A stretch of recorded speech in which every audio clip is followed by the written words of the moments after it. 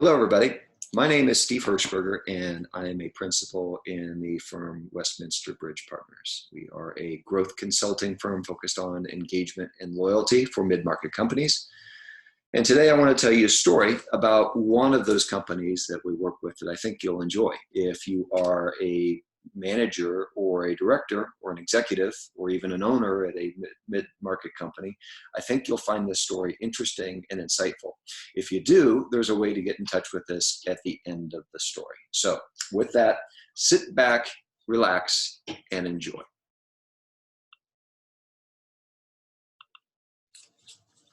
So today's story is a before and after story.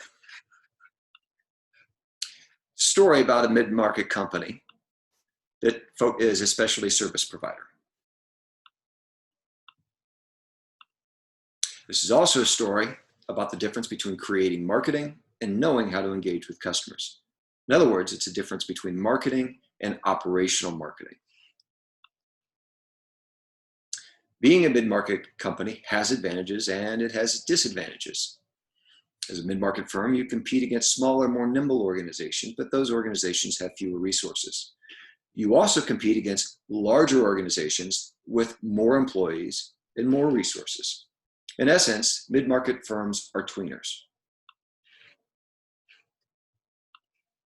So, our mid-market challenger, the firm that we're going to focus on today, has a multinational client. And that multinational client also does business with the large market leader that is a competitor to our mid-market challenger. Our mid-market challenger has a series of solutions that fall into a bucket. The larger competitor has solutions that fall into the same bucket.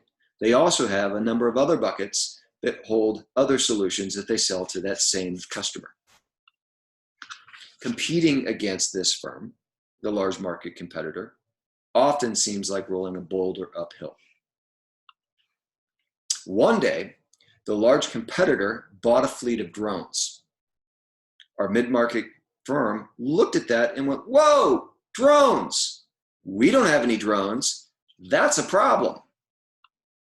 That was made worse by the customer who thought that the drones were really cool. So, our mid-market solution provider went out and bought themselves a fleet of drones. They felt that those drones would put them back on an equal playing field with the larger competitor. The drones cost our mid-market firm a substantial amount of money. So they needed to put those drones to work.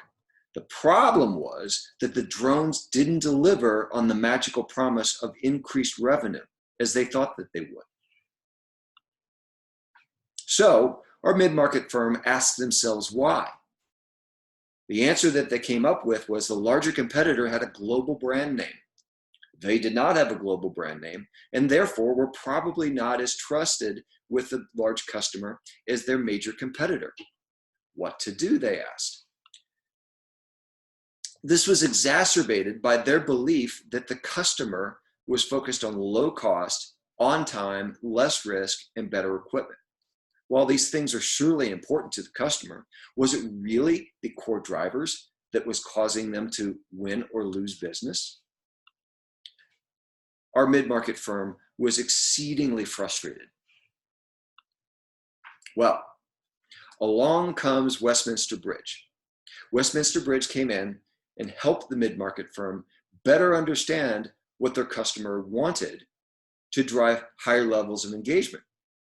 Westminster Bridge used an increased level of information and data analysis to drive better communications that were aligned with the customer's buying agenda. Well, what was that buying agenda? The customer really wanted less friction. They wanted no surprises. They wanted subject matter expertise. They wanted certifications. They wanted best practices. They wanted better communication. They wanted better insights and information, and they wanted more proactive preparation. Currently, these things weren't being delivered to the customer by any of the solution providers, not even the large competitor. So What the organization did was align the assets that they already had to put them into terms that the customer wanted. Solid operational know-how to operate the equipment. Deeper institutional knowledge than competitors had because of greater longevity with employees. A more innovative use of data and information to drive less friction and greater value to the customer. More relevant certifications across a broader employee base, both in the back office, in the lab, and in the field. And custom proven methodologies that were aligned with the solution offering that they were delivering to their customer. All of these things were then put into a series of connected buckets that the customer wanted delivered to them. Those buckets totaled the sum elements of a project. Those project items, those buckets that were driven through curated high-value deliverables, the items that we have here. That was the X factor for the mid-market company, because the larger competitor had not focused on those items. Our mid-market brand created an awareness with the customer that was associated with the curated high-value deliverables. They created an expectation of what the customer would experience when they were delivered. And then they delivered the experience religiously. So how do we do this? We created what's called a buying agenda, which is essentially a set of hot buttons and cold buttons for customers. And then we put that into a message map, which is exactly that. It's a map of how a customer chooses to become aware, to engage, and then experience or make a purchase decision. So we created that awareness. We set the expectation, and then we delivered on the experience.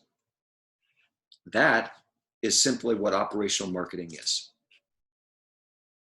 The net result of that was that our mid-market firm saw an increase of 35% in new business won. Their revenue went up. Their margin went up. Well, along came an unexpected curveball. That curveball has brought productivity to a halt nearly in the United States today. We're all feeling it. We're all living it. But at some point, our economy will reopen.